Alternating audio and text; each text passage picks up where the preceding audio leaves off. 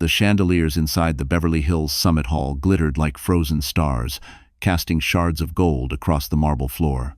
It was supposed to be the most glamorous night of the season, an evening where powerful names mingled and fortunes changed hands with a handshake. But no one expected the scandal that would rip through the room like a sudden storm. Maddie. Stone stood just behind the velvet curtain, one hand gently cradling her 5-month pregnant belly, the other gripping the edge of the backstage console to steady her trembling legs. She wasn't here as a guest. She wasn't even here as the wife of the billionaire host. Graham Lancaster, her husband, had told her she would ruin the aesthetic of the night if she showed up on the red carpet. So he sent her backstage, like staff, reminding her to behave and stay out of sight. She thought it was cruelty at its worst. Until she heard the crowd roar. When the spotlight hit the stage, Graham strode across it with a smile polished enough to blind. A tailored midnight blue tuxedo hugged his athletic frame, and his hair was styled to perfection. He looked like a man who owned the world. But he wasn't alone. On his arm was a woman half his age tall, sleek, stunning in a silver gown that shimmered like liquid ice. Her fingers curled around his arm with the confidence of someone who believed she belonged there. The audience gasped. Cameras snapped. Reporters whispered. Maddie felt her throat burn, as if she had swallowed fire. Graham leaned into the microphone, voice smooth and magnetic. "Ladies and gentlemen, tonight marks a new era in my life. A better era." The silver-gowned woman pressed closer, smiling for the flashbulbs. Maddie's pulse pounded in her ears. She had been told this event was strictly business, yet here he was, parading a mistress in front of investors, journalists, and the entire Beverly Hills elite. Her stomach twisted so hard she thought she might collapse. A stagehand brushed past her. "Are you okay?" he whispered. She didn't answer. Her eyes were locked on the stage as Graham raised the woman's hand like a trophy. "She has changed my life," he declared. "And tonight, I intend to tell the world exactly how." Maddie's breath hitched. The audience leaned in, waiting for the dramatic announcement. Something inside her snapped the quiet part of her, the soft part, the obedient part. She straightened her back, wiped her tears, then walked toward the stairs leading to the stage. Every step echoed like a countdown. 5 steps, 4, 3. When the spotlight suddenly shifted and illuminated her swollen belly, the entire hall fell silent. Graham froze mid-speech, his smile dying on his lips. No one in that glittering room expected the pregnant wife he tried to hide to walk straight into the fire. And no one expected what she was about to do next. Before the world saw Maddie Stone step into the spotlight that unforgettable night, they only saw the version Graham Lancaster allowed them to see: quiet, polite, nearly invisible beside her powerful husband. But Maddie had once been someone entirely different. Someone vibrant, stubborn, full of light. Someone who believed deeply in the good of people, even when the world kept proving her wrong. Growing up in a small lakeside town in Minnesota, Maddie was the kind of girl who wrote stories in the margins of her school notebooks and spent weekends fixing old furniture in her father's workshop. Her parents, Daniel and Ruth Stone, owned a modest restoration studio, and Maddie inherited their passion for restoring what others had abandoned. She loved bringing forgotten things back to life: the chipped dresser, the cracked mirror frame, the scratched oak table. Maybe that's why she later spent years trying to restore her marriage too, long after others would have walked away. Her childhood had been warm, simple, and full of laughter until the plane crash that took her parents 3 years earlier. Losing them broke something inside her that never fully healed.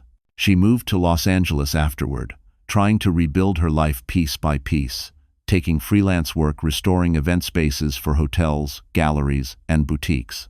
She lived humbly, but she was proud of every bit she achieved on her own. Then she met Graham.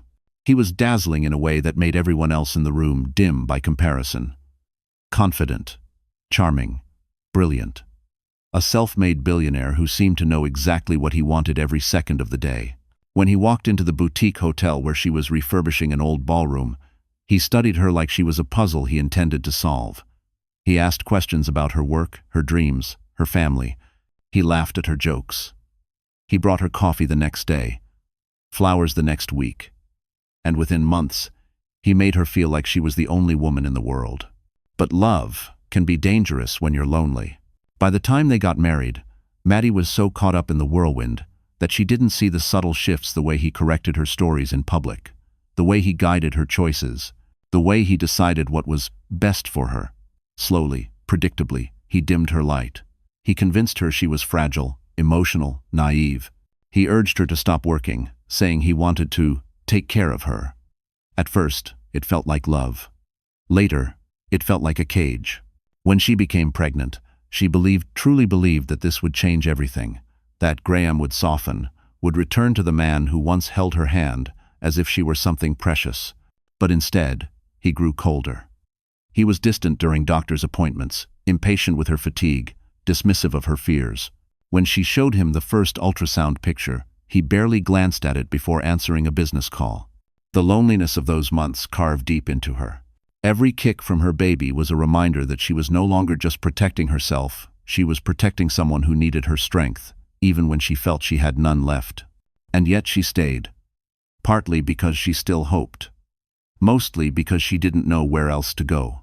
Graham had tightened his control over her finances, cutting her access and calling it budgeting.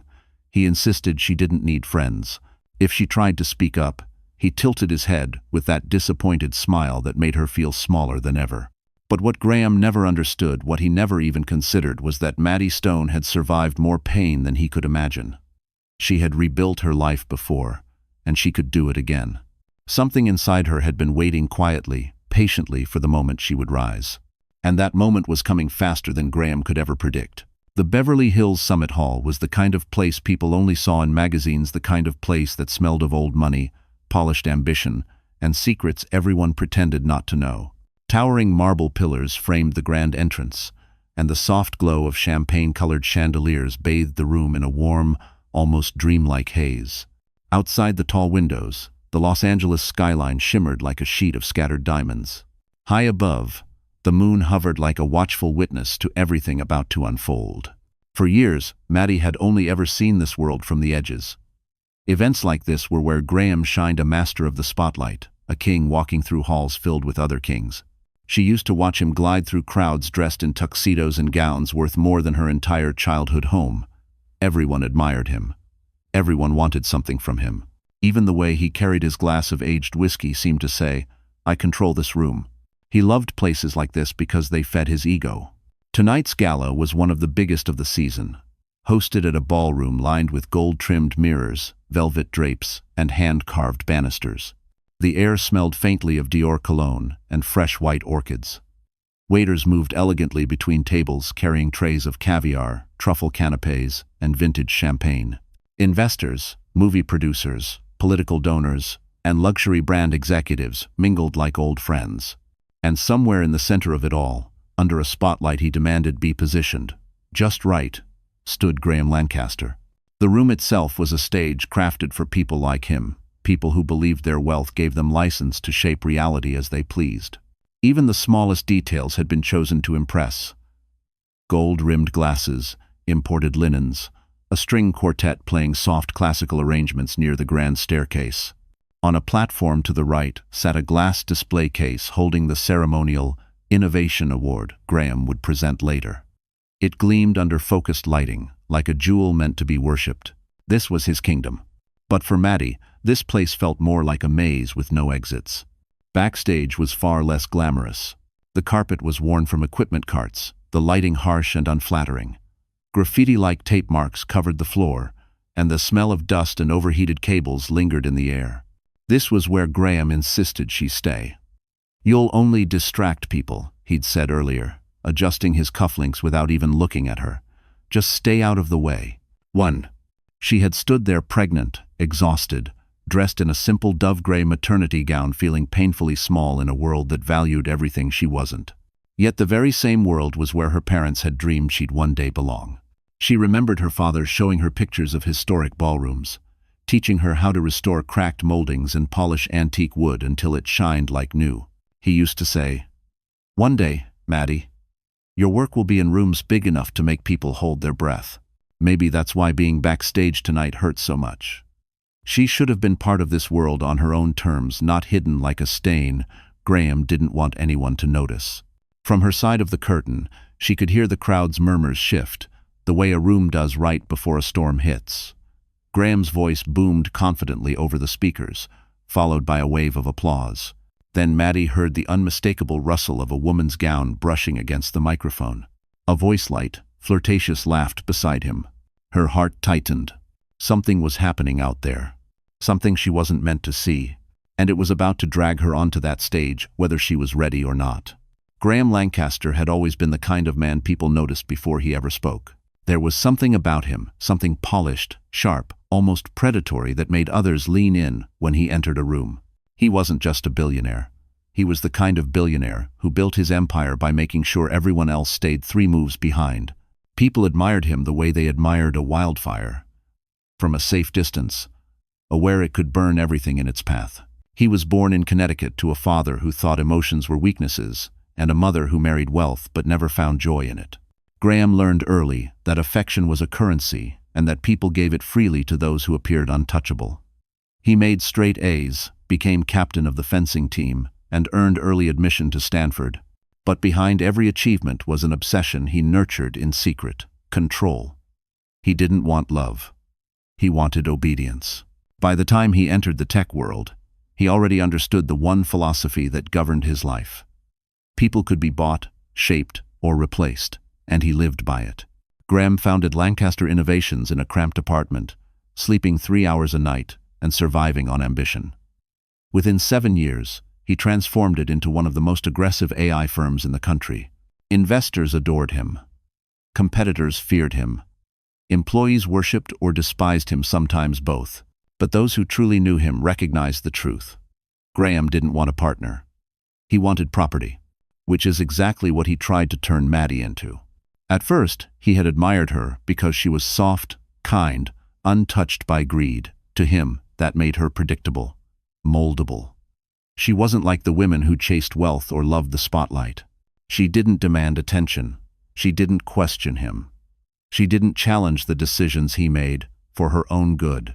She was the perfect accessory to his public image, the compassionate wife of a ruthless visionary. Except Maddie hadn't stayed predictable. She had started asking questions, requesting more independence, talking about going back to work. Graham hated that. He wanted to be the son she revolved around, not a man she simply shared a life with. When she became pregnant, he expected her to crumble into reliance. But something about the baby made her stronger. And strength was the one thing he refused to tolerate. That was when he found reasons to come home later and later. When he started receiving private calls he said she didn't need to worry about. When he began praising his new executive assistant, Harper, just a little too much. And later, a second assistant, Layla, who was barely 24 and hungry for status. Graham manipulated them the same way he manipulated everyone else, with promises, attention, and selective cruelty. The worst part wasn't the affairs. It was the satisfaction he took in knowing Maddie suspected but didn't confront him. That silence fed his ego. It confirmed his belief that she needed him, that she would tolerate anything rather than walk away from the life he provided. And tonight, at the gala, he planned the biggest humiliation yet. He wasn't just going to show off a mistress. He intended to publicly announce a new personal chapter, essentially declaring Maddie irrelevant in front of hundreds of powerful people. His goal wasn't divorce. It was dominance. He wanted the world to see him abandon her before she ever dared to abandon him. He rehearsed the speech for days, adjusting the tone, the smile, the timing. He had even coordinated lighting cues with the stage crew to highlight him and the woman beside him. But Graham's confidence blinded him. He didn't realize how much Maddie had changed. He didn't know she no longer feared him. And he had no idea what she had already discovered about him, things that could destroy everything he'd built. And he was about to realize he wasn't the only one who knew how to play dirty. The moment Graham stepped toward the center of the stage, the atmosphere inside the Beverly Hills Summit Hall shifted. The soft chatter faded, the chandeliers seemed to glow brighter, and every camera in the room tilted upward as if obeying an unseen cue. This was his moment, one he had engineered down to the second. Even from backstage, Maddie could feel the tension rolling through the air like slow thunder. Her hand rested on her belly as she took a shallow breath, the baby's soft movements fluttering beneath her palm. She wasn't supposed to be anywhere near the stage. Graham had made that painfully clear. Instead, he had told her to stay useful and help the staff coordinate backstage logistics. As if she were an assistant. As if she weren't his wife. As if she weren't carrying his child. When Graham lifted the microphone, a practiced smile spread across his face. It was the smile he used in interviews, on magazine covers, at board meetings, a strategic blend of warmth and superiority, designed to charm anyone watching. "Ladies and gentlemen," he began, his voice echoing through the grand hall, "tonight is more than a celebration. Tonight is a turning point not just for Lancaster Innovations, but for me personally." A ripple of curiosity moved through the audience. From behind the curtain, Maddie felt her stomach twist. She knew that tone. The way he elongated his pauses. The subtle tilt of his head. It wasn't the tone of a business announcement. It was the tone he used when he wanted to shock people, when he wanted attention to snap to him like a magnet. And then she heard it. The sound of a gown brushing fabric. A soft, flirtatious giggle. A woman's perfume sharp, floral drifting through the air. Harper, his assistant, the same woman Maddie had begun to fear, was more than an assistant. Harper stepped forward, arms sliding boldly through Graham's. Her dress was a shimmering silver piece that hugged her like poured mercury, reflecting the stage lights in dazzling flashes. Her confidence was nauseating. She wasn't hiding. She wasn't ashamed. She was glowing, basking in the stolen spotlight. All around the hall, whispered gasps rippled like a wave. Graham didn't flinch. In fact, he seemed pleased by the reaction. "This remarkable woman," he said, lifting Harper's hand, "has changed my world in ways I never imagined."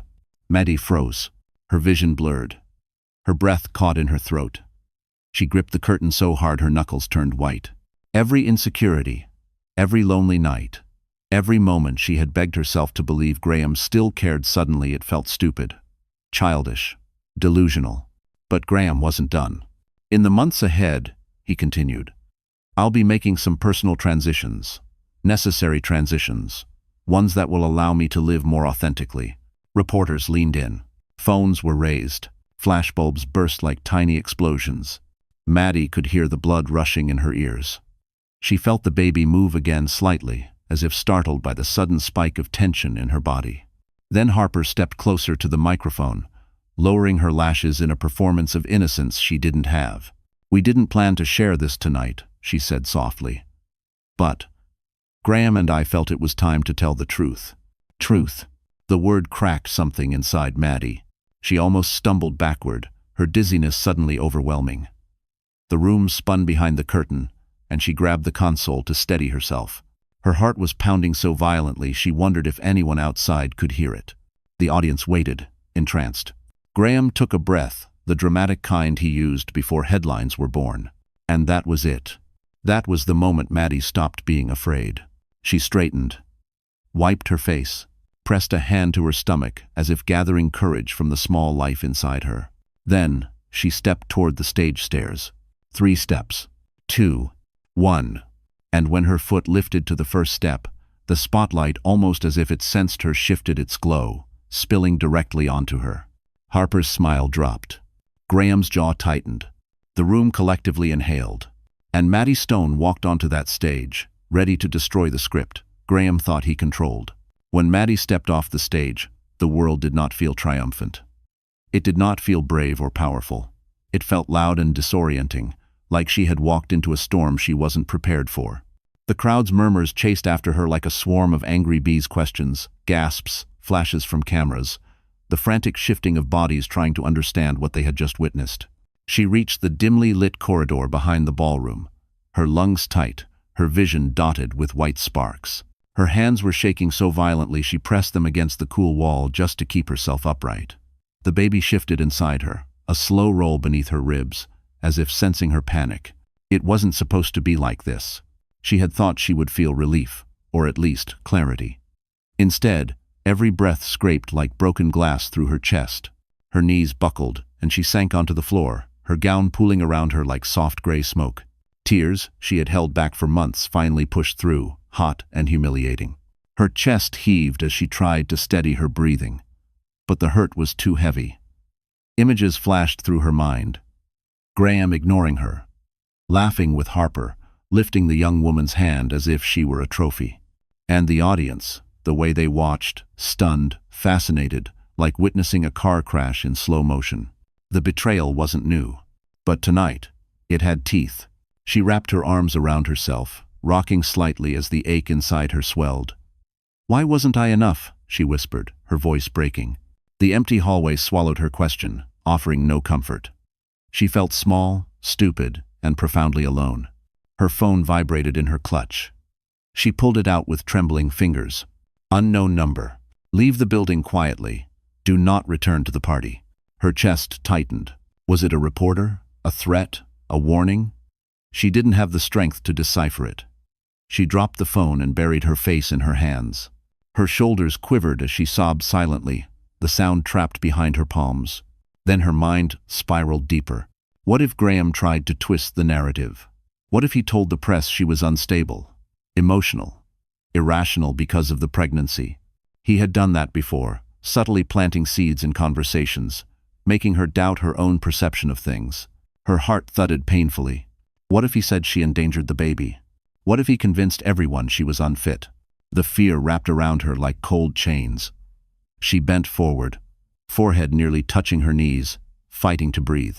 Everything she had endured, the loneliness, the gaslighting, the isolation, crashed into her at once. She had been holding herself together for so long, pretending she wasn't breaking. Tonight the cracks finally split wide open. Footsteps echoed from the distant hallway. She tried to stand, but her legs wouldn't cooperate. Her hands slipped against the wall, and she nearly collapsed again. Her breathing grew rapid, shallow. She didn't want anyone to see her like this. Not Graham. Not Harper. Not the investors or guests whispering behind their champagne glasses. But the footsteps came closer. "Maddie?" She froze. That voice. Deep, calm, familiar. She turned her head slowly. Standing a few feet away, framed by the faint glow of an emergency exit sign, was Cameron Hale. His tailored suit was slightly undone at the collar, his expression sharp with concern instead of judgment. He stepped toward her, kneeling without hesitation. "What did he do to you?" Cameron asked softly, his voice steady but threaded with anger. Her throat tightened as she tried to speak, but only a strangled sound escaped. He reached out, gently placing a hand on her back, warm, grounding, nothing like Graham's cold, controlling touch. "You're shaking," he murmured. "You shouldn't be alone right now." She clutched the fabric of her gown, trying not to fall apart again. I can't breathe," she whispered, tears slipping down her cheeks. "You will," Cameron said firmly. "I've got you."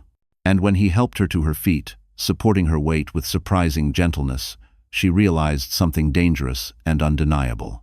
Someone had noticed her. Someone had cared.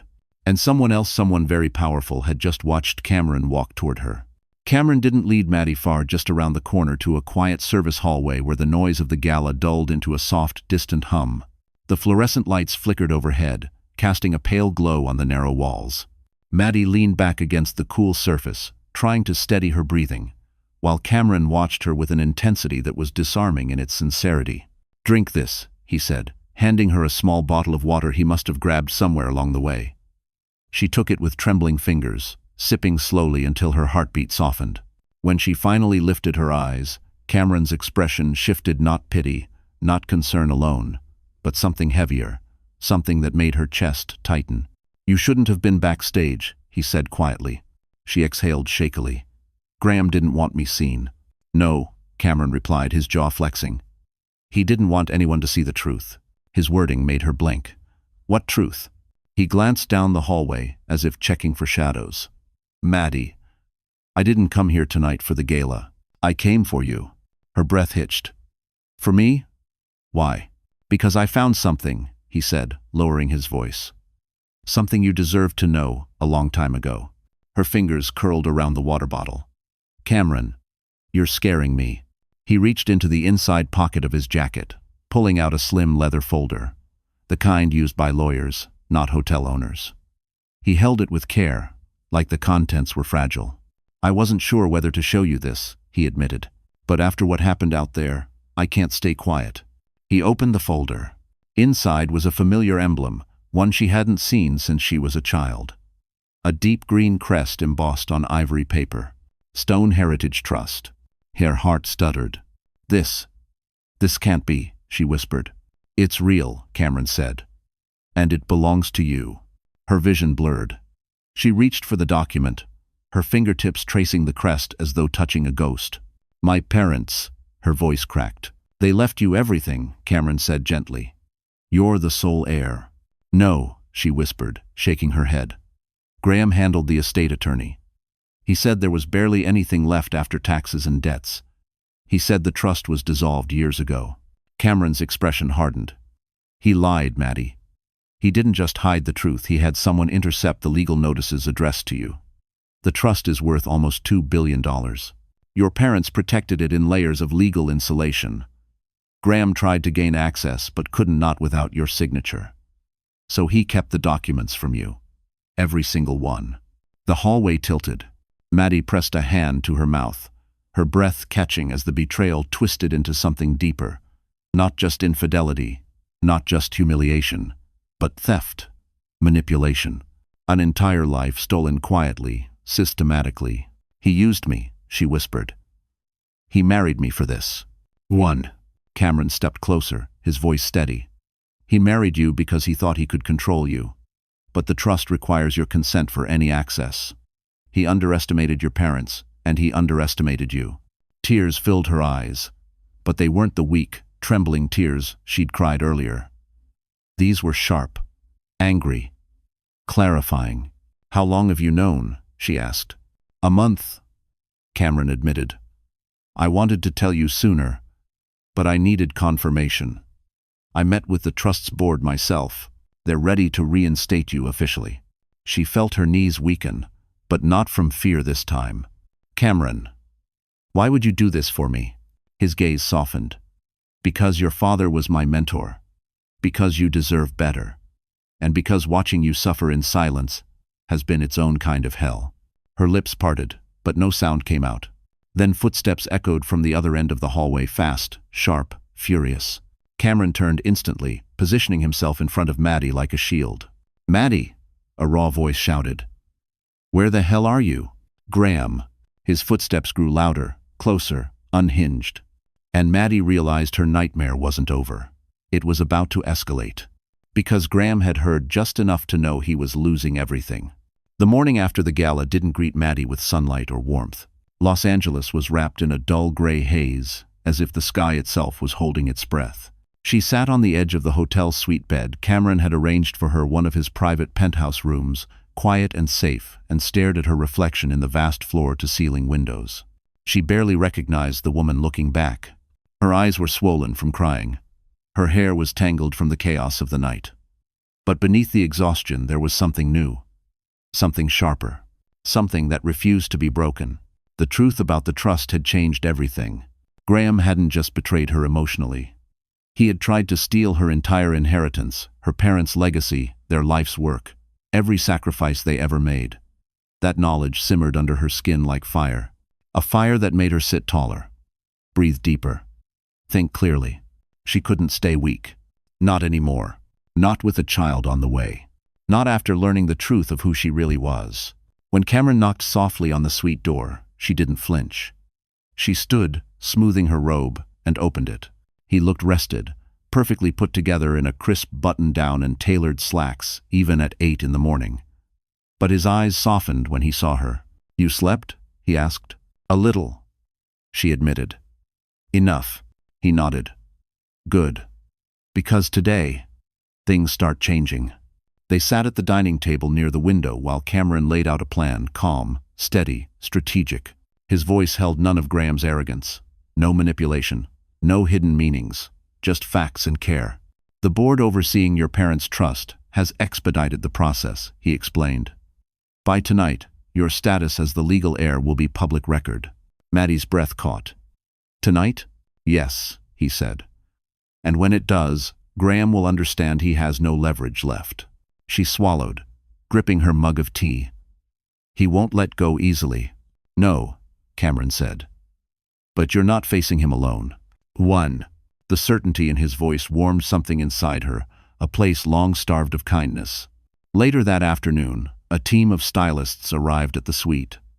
Maddie protested at first, but Cameron insisted. "This isn't vanity," he said. "This is armor." As they brushed out her hair, applied soft makeup, and fitted her into a sleek black maternity dress that hugged her curves elegantly, she saw that he was right. She was preparing for battle. For the first time in years, she saw strength return to her own posture. Her reflection didn't look fragile anymore. She looked like a woman stepping back into her rightful place. The final touch was a simple necklace, her mother's. Cameron had retrieved it from the trust's safety deposit box. Maddie's hand trembled as she clasped it around her neck. When she turned, Cameron's gaze lingered on her longer than before. "You look like yourself again," he murmured. Her chest tightened, unexpected emotion rising. "I haven't felt like myself in a long time." "Maybe," he said, "but the world is about to see who you truly are." They headed downstairs, crossing the polished marble floors of the hotel lobby. Guests turned their heads as she passed, some recognizing her from the viral clips of the gala, already spreading online. She didn't shrink from their stares this time. She walked with her shoulders back, chin lifted. Outside, a sleek black Mercedes awaited them. A driver opened the door. The world buzzed with energy traffic, horns, city noise. Normally, overwhelming. Today, empowering. As she settled into the seat, Cameron glanced at her. "Ready?" She nodded. "More than I've ever been."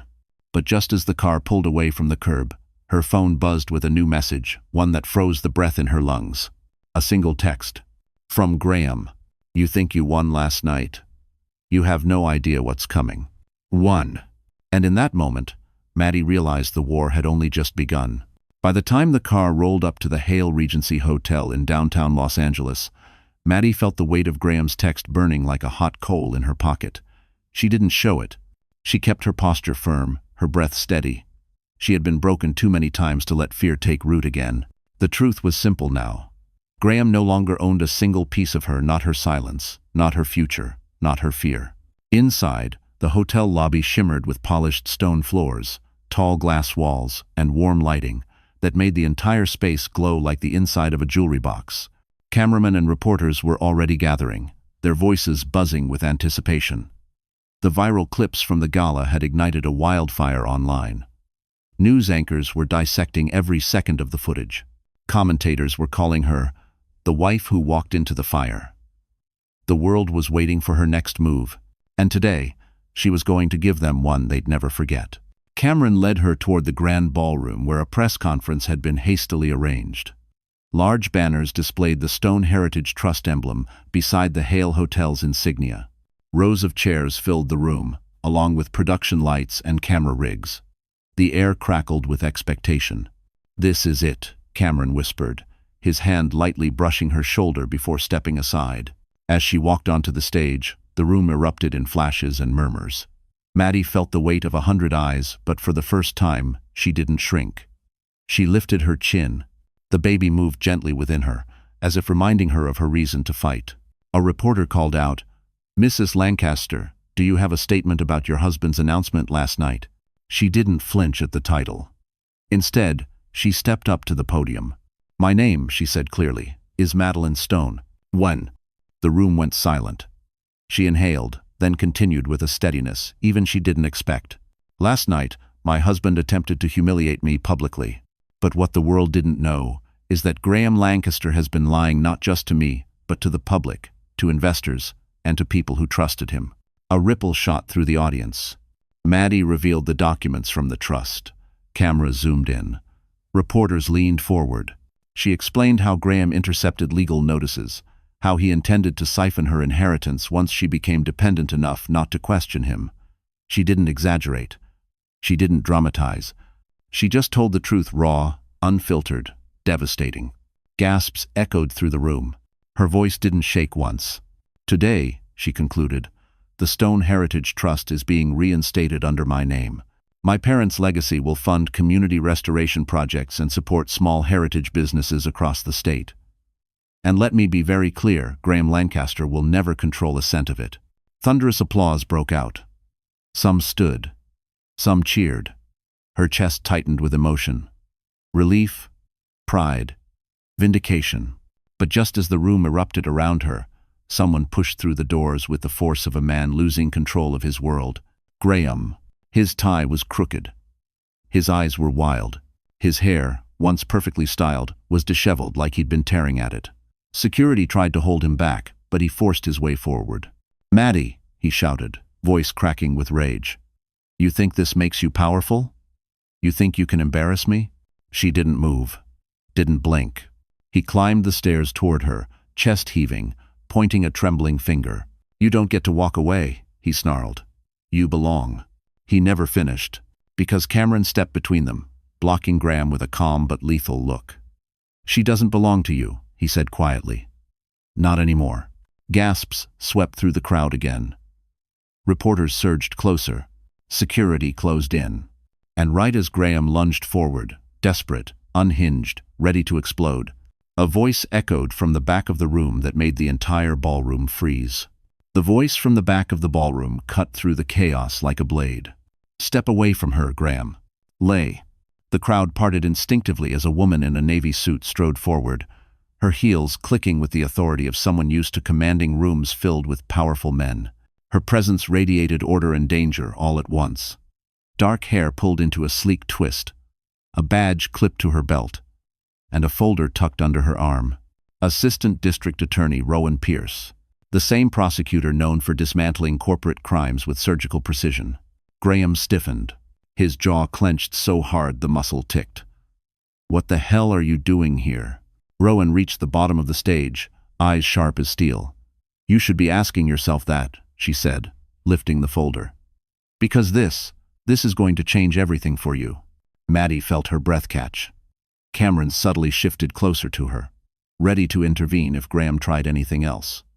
Cameras zoomed in, microphones pushed forward. The room was no longer just watching, they were witnessing a man's empire crumble in real time. Rowan opened the folder with deliberate calm. "This morning, our office received an anonymous submission," she announced. "Documents detailing financial misconduct, offshore accounts, illegal data transfers, and attempts to access a private trust that did not belong to you." A roar of whispers rippled through the audience. Graham's eyes darted nervously. "This is insane," he barked. "She's lying. She's trying to—" Rowan cut him off. "We cross-checked everything. It was all yours, Graham. Every account, every signature, every transfer." Cameras clicked furiously. Maddie felt her knees weaken, but not from fear this time. From shock. She looked at Cameron, who simply gave her a nod. He hadn't sent the documents. Someone else had stepped in. Rowan's gaze pinned Graham like a predator cornering prey. "You didn't just betray your wife," she continued. "You committed fraud, and you violated state and federal trust laws." A murmur spread across the room like wildfire. Graham's composure finally shattered. "Maddie did this," he snapped, pointing at her with a shaking hand. "She's trying to ruin me." "No," Rowan said coldly. "You ruined yourself." Security finally stepped forward, blocking Graham's path. Reporters erupted with questions. Lights flashed like lightning. The walls of Graham's carefully curated life were collapsing around him faster than he could lie his way out. And then Rowan added, almost as an afterthought but loud enough for every microphone to catch, "There's also an active warrant for your arrest." The room exploded. Graham's face drained of color. "You can't. No, this is a mistake." But the officers were already climbing onto the stage. He stumbled back, nearly tripping over a camera cable. "You don't understand. I built everything. I made this city money. His voice cracked. His cufflinks clattered onto the floor as his hands were pulled behind his back. One of his most expensive possessions, glittering on the ballroom stage like the last shard of his broken ego. Maddie watched with a strange, quiet stillness. It wasn't joy. It wasn't triumph. It was something deeper, a release of years of fear and suffocation.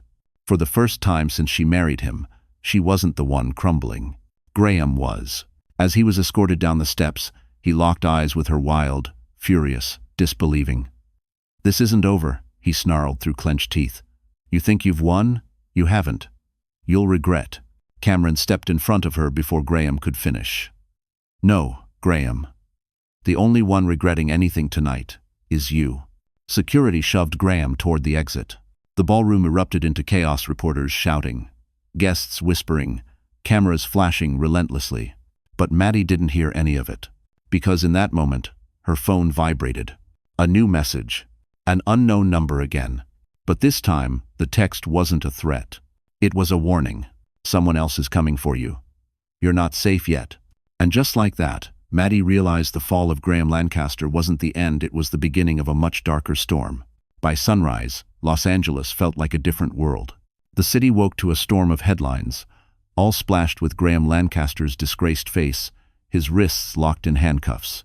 News anchors replayed the footage on loop, the confrontation, the attempted outburst, the moment his empire cracked open in front of every camera. Hashtags trended globally. Investors panicked. Commentators dissected every expression, every tremor in his voice. But inside Cameron's penthouse suite, things were quiet. Too quiet. Maddie stood at the window, wrapped in a soft ivory shawl, one hand resting instinctively on her belly. The early morning light washed the skyline in pale gold, but her reflection in the glass looked haunted. She had expected to feel free. She had expected relief. Instead, an uneasy heaviness lingered beneath her ribs. Cameron approached with 2 mugs of warm tea. "You should eat something," he said gently. "You barely had anything yesterday." "I'm not hungry." Her voice was flat. "You need strength," he reminded her. "For you and for the baby." She nodded but didn't reach for the mug. Her eyes stayed fixed on the horizon. Everything happened so fast. Cameron stood beside her, close but not touching. "Fast, yes, but necessary." "I know," she whispered. "But the text, the warning. Someone else is coming for me. What if it wasn't Graham? What if—" "Maddie," Cameron interrupted softly. "You're safe here." But safety felt like an illusion, the kind she'd believed in once before. Her phone buzzed again. She tensed. Cameron held out a hand. "Let me see." "It's okay," she said, even though her palms grew damp. She checked the screen. A news alert. Lancaster Innovations stock down 27% as board suspends CEO. Cameron exhaled slowly. The board is moving fast. They have to. A company that size can't survive chaos. "He'll blame me," Maddie murmured. "He blamed you for everything," Cameron replied. "But now his power is gone." "One." She looked at him, really looked at him. His steady eyes, his calm strength, the way he stayed at her side without asking for anything in return. It grounded her. More than she wanted to admit. They spent the next few hours reviewing legal documents from the Stone Heritage attorneys, confirming her reinstated status. Maddie felt a strange mix of empowerment and heartbreak, reading the clauses her parents had placed to protect her. They'd known. They'd always known she might need shielding from the world. And she had just not the way they imagined. Around noon, Cameron's security team arrived, a group of stone-faced professionals he trusted with his life.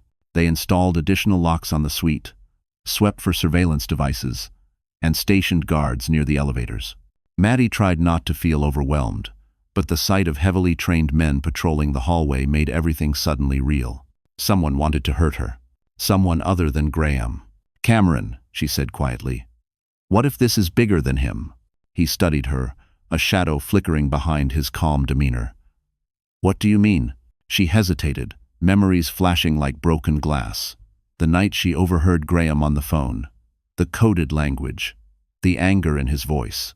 Words she didn't understand at the time until now. "The financial misconduct," she said slowly. "The offshore accounts." He wasn't nervous about the trust.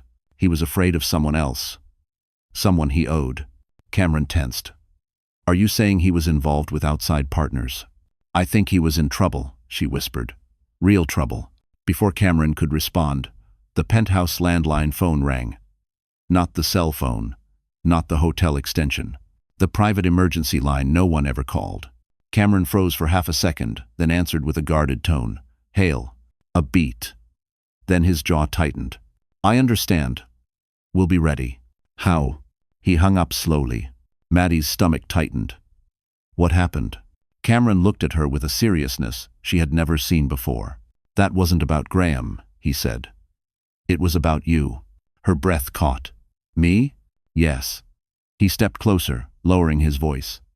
Someone just tried to access the trust records from a restricted federal server.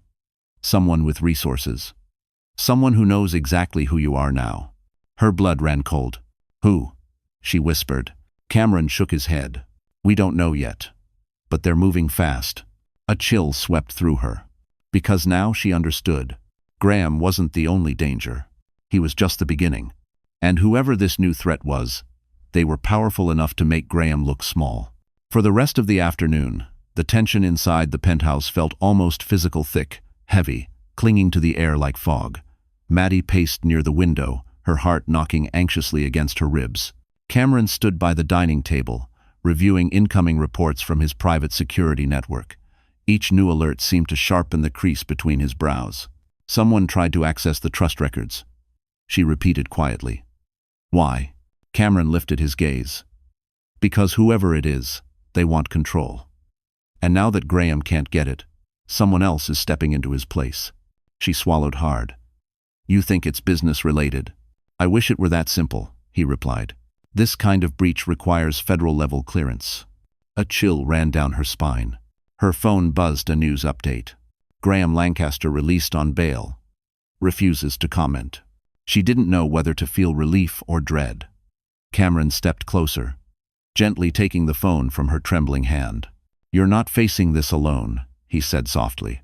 His reassurance was a warm anchor in a rising sea of fear, but fear didn't wait. At 5:14 p.m., the penthouse security system chimed a low, ominous tone. Cameron stiffened. Someone just bypassed the outer perimeter. Maddie's pulse spiked. What does that mean? It means they're close. He signaled to his head of security, a stone-faced man named Barrett. Within seconds, guards moved through the suite, checking every corner. Maddie stood still, clutching the back of the sofa, breath shallow. Cameron, Barrett called from the foyer. We found something. Maddie followed Cameron to the door. Barrett held an envelope thick, cream-colored, embossed with a gold crest Maddie didn't recognize. Her stomach twisted. Where was it? Cameron asked. Slid under the door, Barrett said. No fingerprints so far. Cameron opened the envelope cautiously. Inside was a single sheet of paper. Typed, precise, chilling. The legacy belongs to the living. Hand it over. You have 48 hours. Maddie's breath hitched. She leaned closer, eyes narrowing at the bottom corner of the page where a symbol was stamped in deep crimson. A serpent coiled around a shield. Recognition jolted through her like electricity. I've seen this before, she whispered. Cameron looked at her sharply. Where? In my father's files. Years ago. He called it the Viper Crest. Her voice trembled. He said it belonged to a private syndicate, wealthy, ruthless. They bought failing companies and bled them dry. She paused. He warned me they approached him once. And he refused. Cameron murmured. She nodded. He said they don't accept no. They take what they want. The weight of those words settled in the room like a funeral bell. Barrett cursed under his breath. We're not dealing with a rival company. We're dealing with an organization. Cameron tightened his jaw. And if they went after her father? He paused, eyes hardening. They'll go after her. Maddie felt cold from the inside out.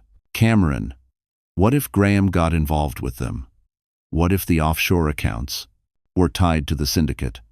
He finished grimly. It makes sense. He was desperate for access to your trust. Maybe he promised them a cut. Her knees weakened. She reached for the wall to steady herself. So now they think I'm the problem, she whispered. They don't think, Cameron corrected gently. They know. Silence pressed down, broken only by the soft hum of the city outside. Maddie felt a sudden wave of protectiveness, fierce and primal. She placed a hand over her belly. They want my legacy.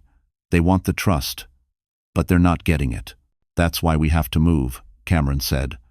We're relocating the trust assets, sealing your identity behind stronger protections, and increasing security around you. She nodded, heart pounding but resolute. Whatever it takes. But before Cameron could respond, Barrett's earpiece crackled sharply. He stiffened, listening. Then his face drained of color. Sir, he said slowly, you need to see this. What is it? Cameron demanded. Barrett turned the tablet toward them.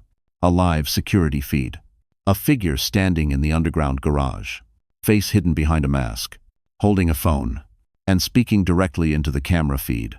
Tick-tock, Madeline Stone. The figure lifted something into view, something small, familiar, unmistakable. A silver bracelet Graham had once given her, now stained with a single drop of blood. The image on the tablet froze Maddie in place. The masked figure stood beneath the dim garage lights, the silver bracelet dangling from gloved fingers. Her bracelet, a gift from Graham in the early months of their marriage, back when she still believed in the fairy tale. Now, seeing it tainted with a bead of blood, made her stomach twist violently. Cameron took the tablet from Barrett, his expression darkening. "This isn't a warning," he said. "It's a message." Maddie swallowed hard. "Whose blood is that?" "We don't know yet," Barrett replied. "But the garage is supposed to be on complete lockdown. Whoever this is, they got past 3 different layers of access." Fear ricocheted through her, cold and sharp. "So they're already inside." Cameron turned toward her, voice firm. "We're evacuating you. Now." Everything moved at once. Barrett barked orders into his radio. Guards tightened the perimeter. Cameron grabbed Maddie's coat and wrapped it around her shoulders as if shielding her from more than just the cold. Her mind raced, heart hammering against her ribs. She pressed a hand protectively over her belly. "What if they hurt someone?" she whispered. "That blood, what if?" Cameron shook his head. "Don't go there. We'll get answers. But first, we get you to safety." They hurried down a private stairwell, flanked by security on all sides. The fluorescent lights flickered as they descended, each flicker making Maddie tense painfully. Every sound echoed too loudly. The hurried steps, the distant hum of machinery, the static bursts from Barrett's radio. When they reached the lower level, a black SUV waited with its engine running. The air smelled faintly of gasoline and cold metal. Cameron helped her into the back seat, then slid in beside her while Barrett took the front passenger seat. "Where are we going?" she asked, breath shaky. "A private property of mine in the mountains," Cameron said. "Secure, isolated, off-grid. No one can track you there." She nodded, clutching her coat. But her thoughts drifted to the masked figure, to the serpent crest, to her father's haunted warnings she never understood until now. As the SUV pulled out of the underground exit, Maddie couldn't help but glance back at the towering hotel. It felt like leaving behind the last piece of her old life. Everything familiar gone. Everything safe uncertain. 5 minutes into the drive, Barrett received an update through his earpiece. "Sir," he said, turning slightly, "the masked intruder is gone. Security still can't find how he got in. It's like he vanished." Cameron exhaled sharply, jaw tight. "Keep eyes on every feed. If anyone tries to follow us, anyone, you stop them." 1. The SUV merged onto a dim side street, winding away from the bright lights of downtown Los Angeles. Tall buildings faded behind them, replaced by sprawling residential blocks and long stretches of road lit only by occasional street lamps. Maddie leaned back, exhaustion pulling at her bones. She wanted to sleep, to forget, but adrenaline kept her wide awake. Her phone buzzed again. She flinched. Cameron reached out quickly. "Let me." But Maddie shook her head. "No. I need to know." "Ah." She forced her trembling hands to unlock the screen. A new message. "You should have left the trust where it belonged." No name, no number, no trace. Her breath caught. "They're watching us." Cameron's eyes darkened. "Not for long." Barrett glanced at the rearview mirror. "Sir. 2 cars behind us. Same distance for the last mile." Cameron straightened. "Are they following?" Barrett watched carefully. "If they turn when we turn, yes." Tension thickened the air. The SUV slowed slightly as they approached an intersection. Barrett took a right. Both cars behind them turned right too. Maddie's heart lurched. "Oh God." Cameron's jaw clenched. "Barrett, lose them. Now." The SUV accelerated. Tires gripped the pavement, engine growling as they wove through side streets. The pursuing cars sped up too, headlights bouncing across the rear window like predators' eyes. Barrett swore. "They're closing in." 1. Cameron placed a steadying hand over Maddie's trembling one. "Hold on." A sharp turn. A burst of speed. The city lights blurred outside as the SUV darted through a narrow industrial corridor. but the pursuing cars stayed locked in position. Then, a sudden slam. One of the cars jerked forward, nearly clipping their bumper.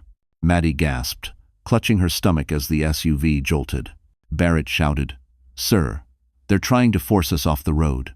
"Not happening," Cameron growled. He reached toward the driver. "Barrett, take the next bridge and prepare for evasive action." Maddie felt the SUV surge forward. Her pulse thudded painfully. Her breath came in shallow bursts. And just as they approached the dimly lit overpass, she heard a sound that froze her blood cold. A sharp metallic click. Someone was attaching something to the underside of their SUV. For one suspended second, the SUV seemed to float caught between motion and impact, while Maddie's world shrank into a single, terrifying realization. Something was attached to the underside of the car. A device, a tracker, or worse.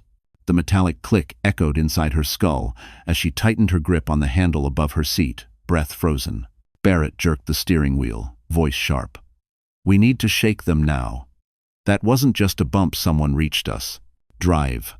Cameron barked, "Don't slow down for anything." The SUV lunged forward. Maddie braced herself as they shot up the incline of the overpass, the city sprawling below like a glittering danger zone. The pursuing cars accelerated too, their engines roaring like predators closing in on wounded prey. Her heart hammered against her ribs. Each jolt made her clutch her belly protectively, instinct overriding fear. "What if it's an explosive?" she whispered, voice trembling. "What if they—" Cameron's hand covered hers quickly. "No. Listen to me. You're safe. I'm not letting anything happen to you or the baby." But even he couldn't hide the tension in his jaw. The SUV swerved hard as Barrett veered down a narrow exit ramp, tires screeching against the pavement. A sedan behind them fishtailed, but the second car stayed locked onto their tail. "They're trained," Barrett muttered. "This isn't random muscle." Cameron nodded grimly. "It's the syndicate." "Lar." Maddie's stomach clenched. "They're not going to stop." "No," Cameron said. "They won't." His voice softened for her alone. "But neither will we." The SUV sped into an industrial district, rows of abandoned warehouses, broken streetlights, and shadows stretching long across the cracked asphalt. Barrett took sharp turns, weaving through alleys and side streets, trying to break the pursuit. But the second car remained steady. Predictable. Professional. Like a hunter waiting for prey to tire. "Barrett," Cameron said sharply, "we need a defensive maneuver." Barrett didn't look back. "Already planned. Hold tight, everyone." He accelerated toward a long, empty stretch of road flanked by rusted chain-link fences. Wind whipped around them. Maddie's pulse kept time with the pounding engine. Barrett suddenly cut the wheel hard, sending the SUV skidding sideways in a controlled drift. The pursuing car overcorrected exactly as Barrett intended, leaving its underside briefly exposed. "Now," Cameron shouted. Barrett slammed the brakes. A hidden guard in the trunk compartment, a massive man named Cruz, kicked open the back hatch and fired a specialized EMP launcher straight at the ground beneath the tailing vehicle. A crackling electric pulse exploded in a flash of blue. The enemy car sputtered, lights dying instantly. It veered violently, skidding across the asphalt, before slamming into a pile of scrap metal with a thunderous crash. Maddie gasped, hand flying to her mouth. "Oh my God, they're alive," Barrett assured. "EMP doesn't kill engines, just stops them." But there was no relief because the first car, the one they thought had backed off, emerged from a side street ahead of them. And this time, it wasn't following. It was blocking. Barrett cursed under his breath. They predicted the maneuver. "Ho!" Cameron leaned forward. "Then we improvise." Barrett reversed sharply, spinning the SUV in a tight arc. The tires screamed. The car shot backward down the road fast enough to make Maddie's stomach dip. The masked driver of the syndicate's car stepped out slowly, as if he knew running wasn't an option. He held something in his hand, small, black, glinting under the streetlight. A control trigger. Her blood iced. "Cameron," she whispered. "The device. Under our car." "I see it," he said, voice low. "Barrett, go." Barrett floored the gas. The SUV surged backward, dodging the masked man by inches. As they passed him, the man lifted the trigger. A click echoed through the night. Nothing happened, but he smiled through the mask. "That was a test," Cameron muttered. "He wanted to see our reaction." Maddie felt her pulse stutter. So the real device is still active, Cameron finished. Barrett sped them out of the industrial zone, merging into the main highway. Trucks roared past, horns blaring. The city lights blurred around them. Maddie gripped Cameron's arm, breath shaking. Where do we go now? Cameron exhaled slowly. To the one man who might know how to remove what they attached. Who? She whispered. He looked at her, eyes heavy with the past. My brother. And Maddie realized then she wasn't the only one with secrets that could change everything. The SUV pushed north, speeding along the winding highway that cut through the foothills outside Los Angeles. The city glow faded behind them, swallowed by rising mountains and long stretches of darkness. Maddie held her breath with every bump in the road, every vibration in the frame. Terrified the hidden device beneath them would suddenly ignite. Cameron kept his hand over hers, thumb brushing gently across her knuckles, steadying her even as tension gnawed at his own posture. Barrett drove with the focus of a soldier, eyes locked on the rear view, engine humming with controlled urgency. After almost an hour, the roads narrowed. The darkness deepened. And then, far ahead, a lonely cabin emerged, tucked against a ridge, warm light flickering behind its windows. Smoke curled from the chimney into the cold night air. Maddie frowned. Your brother lives here? Yes, Cameron said quietly. By choice. What kind of man chooses isolation? She asked carefully. Cameron hesitated, then answered. A man who walked away from the world before it could destroy him. As the SUV rolled to a stop, the front door swung open, spilling golden light onto the porch. A tall figure stepped into view, not polished like Cameron, but rugged, broad-shouldered, wearing a worn flannel shirt and jeans. His beard was rough, his eyes sharp with a wild intelligence that made Maddie's skin prickle. Cameron, he called, voice deep and edged. You only come here when something's gone to hell. Cameron stepped out first. Good to see you too, Jacob. Jacob Hale crossed his arms. Who's chasing you this time? Not me, Cameron replied, motioning for Maddie to exit. Her. Jacob's gaze dropped to Maddie as she stepped into the wash of porch light. His eyes softened a fraction, not with pity, but with recognition. You're the stone girl, he said slowly. Daniel's daughter. Maddie blinked. You knew my father? Jacob nodded once. We worked together, years ago. Before all this. This hung heavy in the air. Cameron stepped between them slightly. Jacob, we need your help. Someone planted a device on the SUV. They're from the Viper Crest Syndicate. Jacob's expression darkened instantly. How close? Close enough to touch the undercarriage, Barrett said. Jacob motioned sharply. Pull the SUV into the garage. Barrett obeyed. Maddie followed Cameron inside the cabin, the heat from the fireplace thawing the cold that had seeped into her bones. The interior was surprisingly meticulous, maps pinned on corkboards, shelves lined with tools and equipment, stacks of old case files scattered across the coffee table. Why does he have all this? Maddie whispered. Cameron lowered his voice. Jacob wasn't always a recluse. Before he left the city, he used to work federal intelligence. Her eyes widened. Wait, you mean? Jacob re-entered the cabin with Barrett behind him, wiping grease from his hands. It's a pressure-triggered device, Jacob said. Armed when they tapped the undercarriage. Smart tech. Military grade. Not designed to explode immediately. Maddie's stomach dropped. So, what does it do? Jacob looked at her directly. It waits for the right moment. A drop in speed. A sharp turn. A stop. Anything. So driving here should have killed us. Barrett finished grimly. Maddie swallowed hard. Why didn't it? Jacob tossed a small, charred metal fragment onto the table. Because someone else disabled it before you even left the city. Cameron stiffened. Who? Jacob shook his head.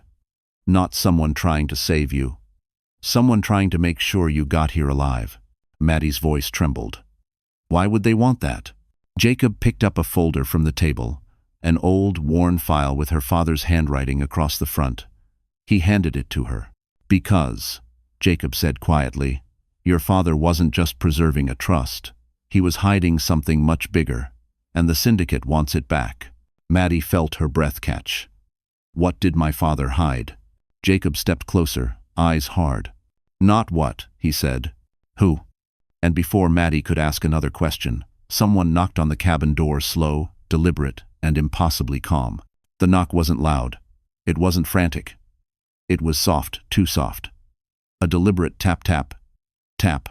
The kind of knock that didn't ask permission but signaled presence. A warning disguised as courtesy. Maddie froze where she stood, clutching the old file Jacob had handed her only seconds earlier. Her pulse thudded painfully in her throat. Cameron moved instinctively, stepping in front of her. Jacob raised a hand, signaling everyone to stay absolutely still. Tap, tap, tap. 3 knocks. Too evenly spaced to be random. Too calm for a stranger. Jacob's voice dropped to a whisper. Nobody moves, nobody speaks. Barrett drew his weapon silently. Cruz, the guard who'd fired the EMP earlier, positioned himself behind the entryway wall. The fireplace crackled softly, the only sound in the tense silence gripping the room. Jacob Hale. A man's voice called through the door. Smooth. Confident. American accent with an edge of something foreign underneath. I know you're in there. Maddie's breath hitched. The voice was unfamiliar but more terrifying because of it. Whoever stood outside knew Jacob, and they weren't afraid of him. Jacob's eyes narrowed. How long has he been out there? He whispered. Barrett checked the peephole carefully. He wasn't here a minute ago. No car. No footprints in the snow. His voice tightened. He came on foot, or he was already here. Cameron muttered. He's a ghost. Open the door, the voice said, still disturbingly polite.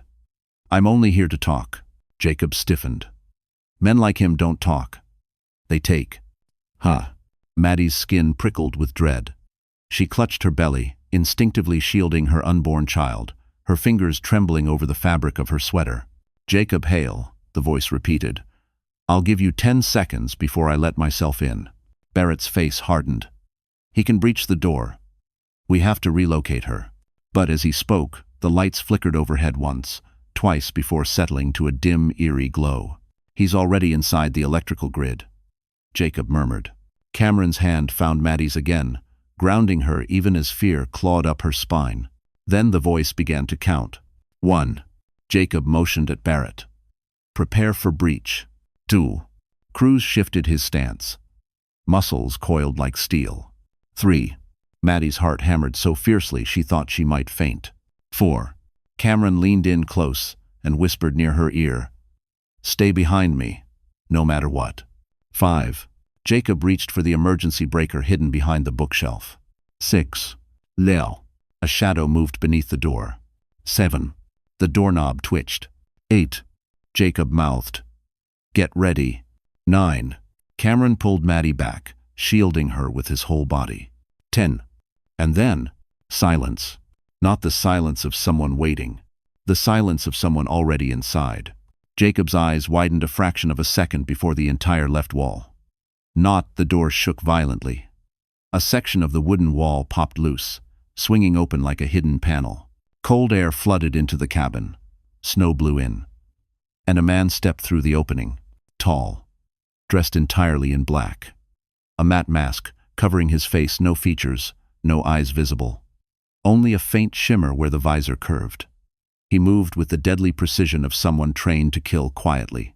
Cruz fired first. The masked intruder dodged with inhuman speed, twisting sideways so the bullet buried itself in the beam behind him. Before Cruz could fire again, the intruder flicked his wrist. Something small and metallic flew across the room, landing near Cruz's feet. A flash, bright, white, blinding. Cruz staggered back, cursing. Barrett lunged forward. The intruder spun, avoiding the strike with eerie fluidity. Maddie gasped as the masked man closed the distance with terrifying calm. Then he spoke, voice filtered but unmistakably the same one from outside. Madeline Stone, he said. You need to come with me. Cameron roared. You're not touching her. 1. He charged. But the intruder raised a hand not to strike, but to display something small between 2 fingers. A photo. Her father, standing beside the same masked man. Her blood ran cold. I kept my promise to Daniel Stone, the intruder said. And now it's time you learn the truth he died protecting. He took 1 step closer. And Maddie realized something horrifying. This man didn't come to kill her. He came to collect her. And he claimed her father wanted it this way. The cabin seemed to shrink around Maddie as the masked man held the photograph between two gloved fingers. Her father stood beside him alive, smiling faintly, his arm resting on the man's shoulder as if they were allies, or something deeper.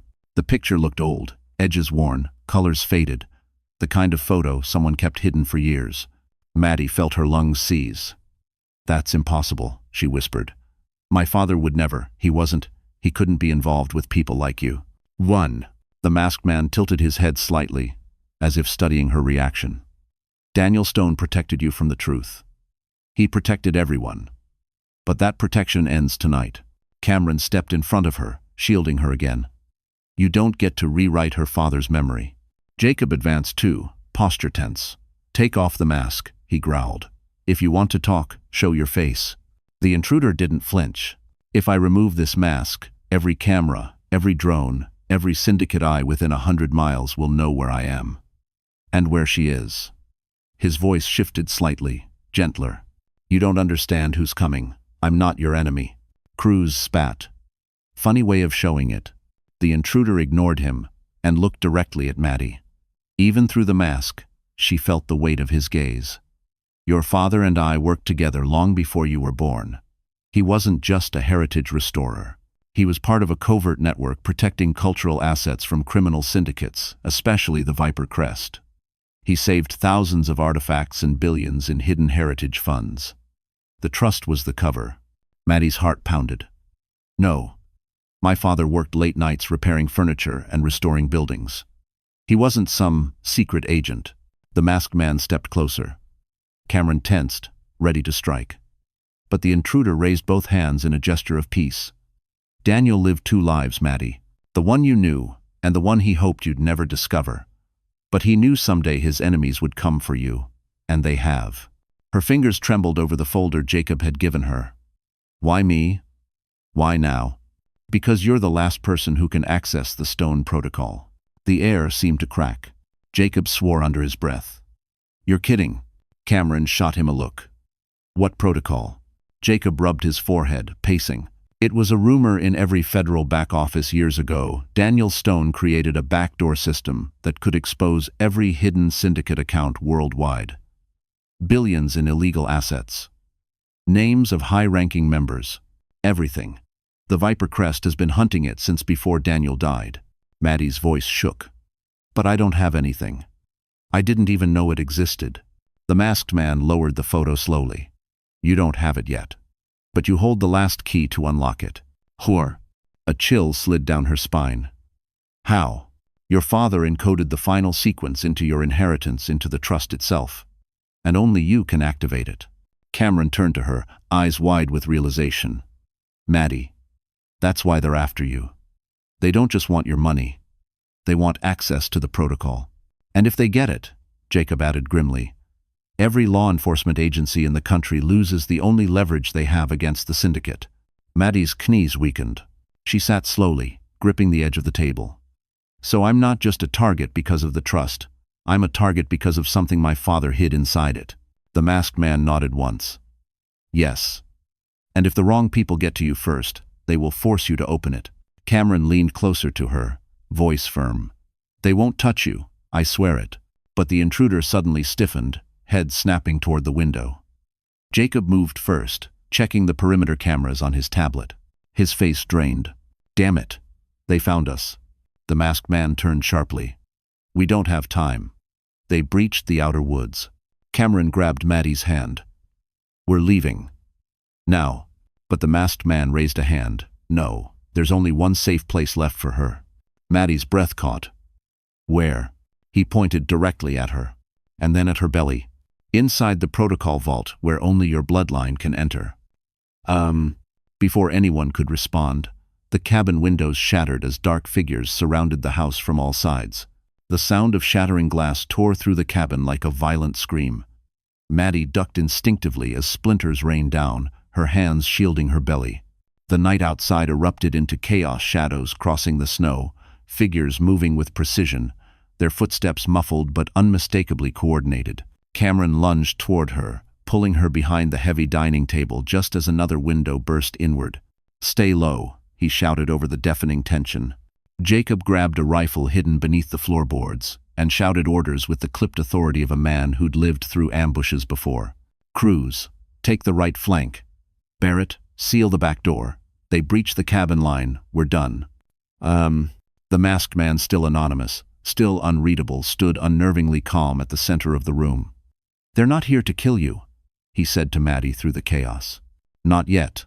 They want leverage. They'll try to take you alive."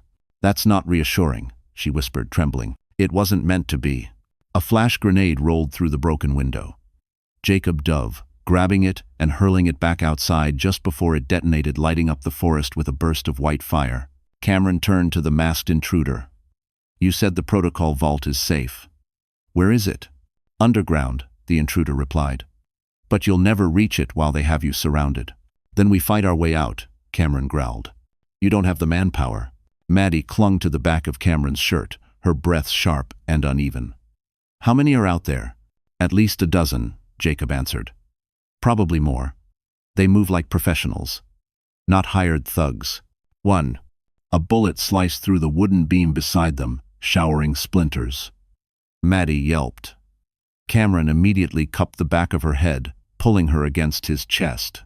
Jacob ducked behind the sofa, firing clean, precise shots into the tree line. "They're testing our defenses, figuring out where we're weak." Barrett's voice crackled over the radio. "Back door compromised. They're circling." The masked man reached into a concealed pocket and pulled out something small, metallic, square. He tossed it to Cameron. "Emergency vault key. You'll need it." Cameron examined it, baffled. "This is a biometric lock override." "Yes," the intruder replied. "And only she can activate it."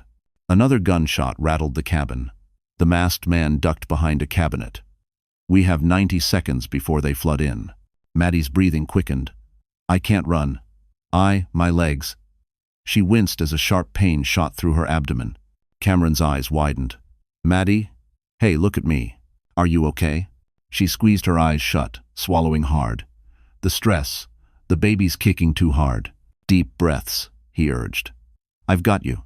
Jacob loaded another magazine. "We need to move her. Now." Cameron turned to the masked man. "If you know the way to the vault, lead us." But the masked man didn't move. "Not all of us make it there," he said quietly. "They'll follow your heat signatures through the trees. They'll track your footprints in the snow. Someone has to stay behind and divert them." Cruz scoffed. "We're not leaving you alone." "You don't have a choice," the masked man replied. "The protocol is the only thing that can end this. If they catch her, everything her father died for collapses." Maddie's hands trembled. "Why are you helping me?" The masked man hesitated for the first time since he appeared. "Because your father saved my life, and he made me promise to protect you if he couldn't." Her chest tightened. "Who are you?" A long silence. Then, someone who knew Daniel better than anyone. Before she could respond, Barrett burst into the room, bleeding from his shoulder. "They've breached the north side. We're out of time." Jacob pointed to the trapdoor beneath the rug. "Cameron, take her. Go." Cameron scooped Maddie into his arms. She clutched his shirt, breathing unevenly. "Don't let them take me," she whispered. "I won't," Cameron swore. "Not now. Not ever." "Len." Jacob wrenched open the trapdoor. A cold rush of air swept up from the darkness below. Snowflakes swirled through the broken windows. The masked man turned toward the door as booted footsteps pounded across the porch. "Go," he said. "What about you?" Maddie cried. He didn't answer. He simply raised his weapon. As the cabin door exploded inward and the first syndicate soldier charged through, the trapdoor slammed shut above them just as heavy boots thundered into the cabin. Maddie heard the shouts, the crash of furniture, the sharp pop of gunfire, but then the wooden door muffled everything, swallowing the sounds into a distant rumble. Cameron held her close as they descended the narrow metal ladder, Barrett following with one hand pressing his bleeding shoulder. The underground corridor smelled like cold stone and old earth. The walls were rough, carved decades earlier, maybe longer. Dim industrial lights buzzed overhead, flickering as though struggling to stay alive. The tunnel stretched into darkness, disappearing into a winding, uneven path. How far does this go? Maddie asked shakily, trying to steady her breath. "Half a mile," Cameron replied. "It leads to the vault entrance," Barrett added. "If the masked man can hold them off long enough." A pulse of fear shot through her. "He'll be killed." "He knew the risk," Barrett said. "And he chose it." "Made sure." But Maddie's chest tightened. There was something haunting about the way the masked man spoke of her father, something that made her afraid of the answer hiding in her unanswered questions. Cameron guided her forward, one hand gripping hers, the other steadying her elbow. "Stay with me. You're doing great." The tunnel sloped downward. Maddie winced as a cramp tightened across her abdomen. Cameron immediately stopped. "Maddie, talk to me. I'm okay, She breathed through it. "I'm scared." He touched her forehead gently with his. "I know, but you're not alone. I'm right here." Even in the choking fear, his voice anchored her. Then the tunnel shook, dust raining from the ceiling. Barrett swore. "That was an explosive." Cameron glanced back up the ladder hatch. "They're breaching the cabin." "Move." They pressed deeper into the tunnel. The lights flickered again, plunging them into half-darkness before humming back alive. Maddie clung to Cameron's arm as her heartbeat thundered. Another distant boom. Then another. Barrett stopped suddenly. Footsteps. Cameron froze. "Behind us?" Barrett nodded. "Multiple." Maddie's breath faltered. "They're in the tunnel." Cameron tightened his grip on her hand. "Run." They sprinted. Maddie struggled to keep pace, her pregnancy turning every step into a battle, but adrenaline pushed her forward. Their footsteps echoed wildly, ricocheting off the stone walls. The tunnel curved sharply, leading to a metal door sealed with an antique locking mechanism, ornate, intricate, almost ceremonial. Barrett reached it first, typing frantically on the small keypad. "It needs biometric activation." Cameron turned to Maddie. "This is you. Place your hand on the center plate." I don't know how." "Just touch it," he urged. She pressed her palm against the cold metal. For a breathless moment, nothing happened. Then the door pulsed with a faint blue light. The lock cracked open with a groaning hum. But behind them the pounding of boots grew louder. Cameron pushed her through the widening door. "Go, Maddie. Barrett, with me." Barrett spun, gun raised. The tunnel lit up with muzzle flashes as dark figures emerged around the bend, weapons drawn. Cameron fired too, covering Maddie as she stumbled into the chamber beyond the door. The room was tall, circular, made of stone and steel like a hidden temple buried below the mountain. In the center stood a massive structure, a cylindrical vault made of reinforced alloy, its surface engraved with the Stone family crest. Her father's crest. Her throat tightened. This was the vault. Cameron slammed the door behind them, locking it with the override key. The pounding on the tunnel side was immediate, violent. "They'll break through eventually," Barrett said, breathing hard. "But not before we open the vault," Cameron replied. He turned toward Maddie. "It's yours," he said softly. "Only yours." Maddie stepped toward the vault, heart pounding, the weight of her father's secrets pressing against her ribs. Her fingertips hovered over the biometric panel. Then, a faint, metallic beep echoed from the console. "Unauthorized access detected," an automated voice announced. Cameron stiffened. "Unauthorized? No one else is." Another voice crackled through a hidden speaker in the chamber. A voice Maddie recognized instantly. Smooth, controlled, terrifying. "Graham." "Hello, Madeline," he said. "Did you really think you were the only one your father prepared?" And the vault lights flickered as a second biometric signature began overriding hers. For a heartbeat, Maddie couldn't breathe. Graham's voice shouldn't have been here, shouldn't have been anywhere near the vault. But there it was, crawling through the hidden speakers like poison. Cameron stepped instinctively in front of her. Barrett raised his weapon toward the vault door even though he knew bullets wouldn't matter. The room hummed with a rising mechanical vibration as two biometric signatures collided, hers and Graham's. "Impossible," Cameron muttered. "He shouldn't have access. He shouldn't even be alive after what he pulled." Maddie felt the blood drain from her face. "He must have copied my father's prints, or stolen something from the trust archives." Graham's cold laugh filled the chamber. "You always underestimated me, Madeline. You thought a little humiliation and a pair of handcuffs would finish me. No, I still know your father's secrets better than you ever will." Cut the connection. Jacob's voice suddenly shouted through the tunnel door radio. He must still have been fighting outside. "Maddie, listen to me, override the secondary biometric feed." "How?" she cried. "Use your father's passphrase. He designed it for you." Her heart slammed against her ribs. A passphrase? Something he said to her? Something etched into childhood? Cameron placed a hand on her shoulder. "Maddie, think. What did your father always say when he tucked you in? When he taught you to restore things?" Something he repeated over and over. Maddie closed her eyes. The vault lights flickered violently, the system struggling to decipher loyalties. Graham's voice pressed again, smug and venomous. "You were never meant to hold this power, Maddie. You were the weak one." A memory surfaced, her father's warm voice, the smell of wood shavings in his workshop, the way he'd guide her small hands over worn furniture. "Everything broken," he told her once, "can shine again." Her eyes snapped open. "That's it." She placed her hand firmly on the panel. "Everything broken can shine again." The vault paused. Then a soft chime sounded. Primary user recognized. Secondary override denied. That. A furious scream tore through the speaker. Graham, realizing he'd been locked out. "You don't understand what you're doing. You'll destroy." The system cut his voice. Then the lights surged bright. The vault door hissed open. Inside was not gold, or money, or jewels. It was a sleek interface, cold steel, encrypted consoles, and thousands of digital keys suspended in holographic patterns. The Stone Protocol, a database capable of exposing the Viper Crest syndicate worldwide. Barat exhaled. "Your father built this? My God." Cameron touched her shoulder gently. "It's yours now." But Maddie wasn't focused on the technology. She was focused on a single sealed envelope resting on a pedestal. Her name written in her father's handwriting. Hands trembling, she opened it. A letter. "My Maddie, if this reaches you, it means I failed to protect you myself. But you must remember this. You were never weak. Your heart was never your flaw. It was your strength.